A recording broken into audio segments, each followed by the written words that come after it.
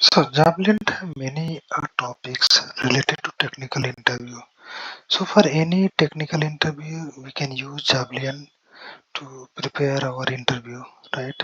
So before appearing an interview, we can come to the Javelin and let's see, there are so many topics and we cover our interview. So you can see like test, design, learn, practice, interview, post.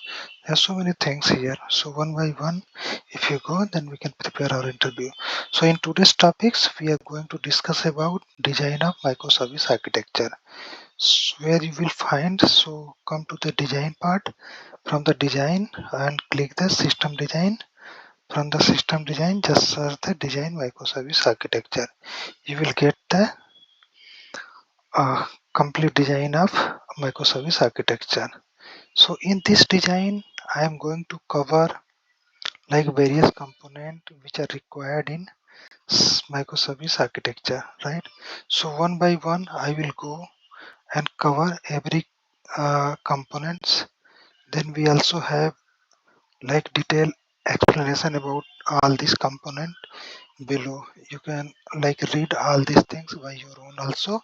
First I will explain details about these components, and then later you may get through and just check one by one every component, right? That would be easy for you to prepare your interview.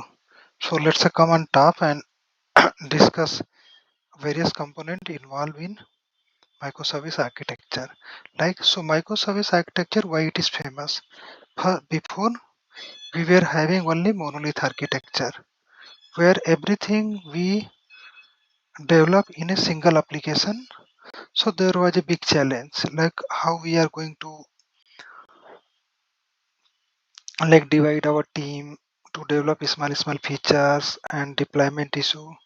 If you can read, there are so many problems was there. So now we come to the microservice architecture. So in the microservice architecture, we basically divide our big monolith application into small feature based services, right?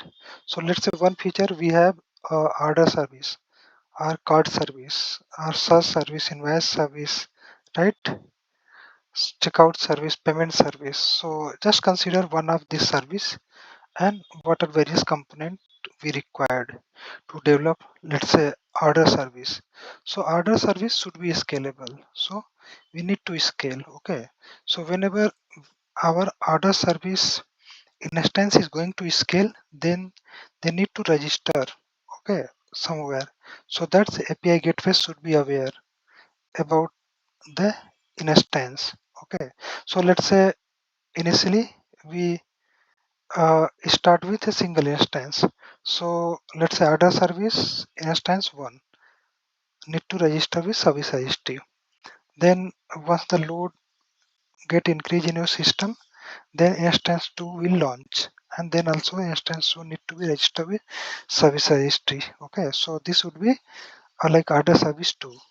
So whenever like API gateway they receive request from the client, so this will discover that particular service on the service registry, and accordingly it will route your request to that particular service. Okay, so this is the purpose of API gateway. API gateway also can like perform rate limiting, routing, and they can also delegate the authentication.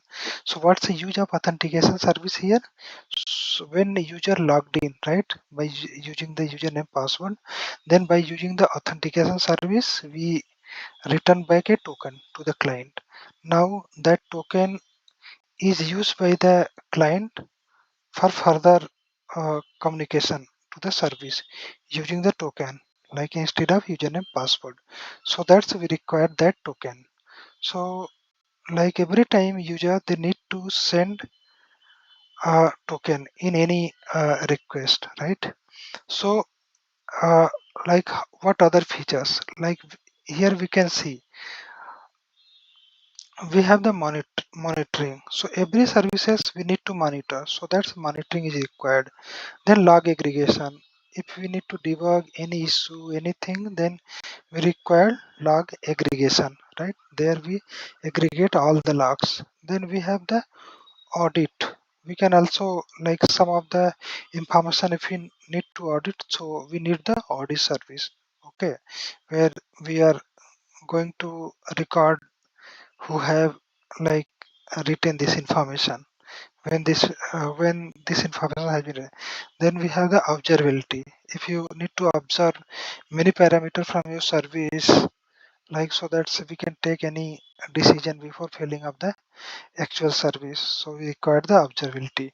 And circuit breaker is also an important component for a microservice. Let's say if our service is going to if any of our service is becoming not responding, then we can use the circuit breaker, right, to stop invoking that service. Then we have the configuration service.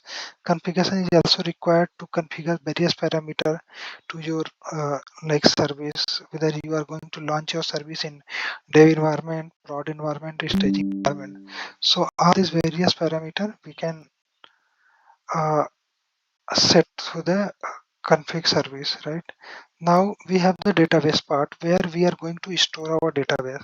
So in database we can easily see that we have many replica set, like primary replica set, secondary replica set. Especially we are going to divide our database in many replica set so that we can perform better, right? Write operation we can perform through the write replica set, and read operation we can perform through the read replica set, right? So in the write replica set we have many certs. Here you can see cert A to M, cert N to Z, right? So in the read replica set similar. Generally read replica set having more instances as compared to write replica set. Okay. So then we have the caching layer. Okay. So whenever client required to access some redundant data, basically every client they require similar kind of data. So generally we can put all those data in cache, right? So we have the authorization service. Authorization service main purpose is to provide the scope or feature scope to the client. Let's say one client they want to access few feature, other client they want to access some more features. So all those things we can define, right? Ca- like role wise. So through the role we can set the scope of that particular users. Uh, that particular user means that particular user what they can access, right? Then we have the CDN, right? CDN generally we use at uh, age level caching. Let's say some video and images seen by many people from the India. So we can use the uh, India India levels country level CDN actually. If let's say our main content is from the US, so we can copy those main content from US to our local country level CDN.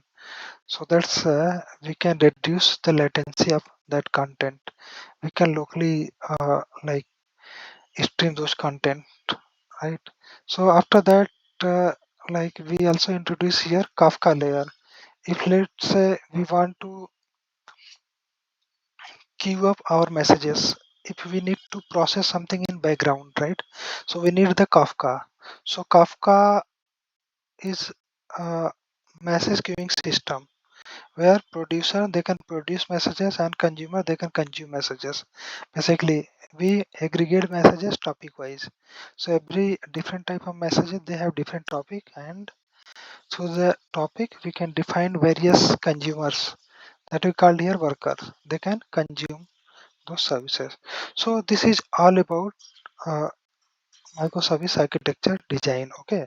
So if you want to cover everything in detail, just go one by one written content here. Okay, so what's like problem area and what are the solution for those, right? High level design, then we have the core components we can look from here, then security measurement, what are the various security measurement we can do.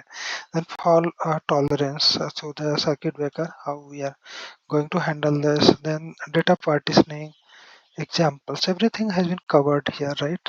So we have to go each and every component and we can get the details. Okay, that's all about this design. Thank you.